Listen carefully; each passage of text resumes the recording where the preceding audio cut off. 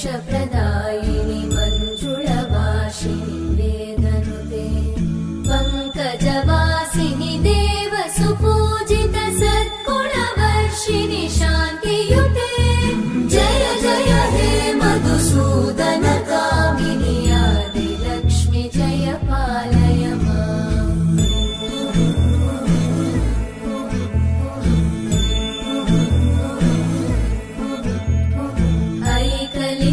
ऐकलिकल्मषनाशिनि कामिनि वैदिक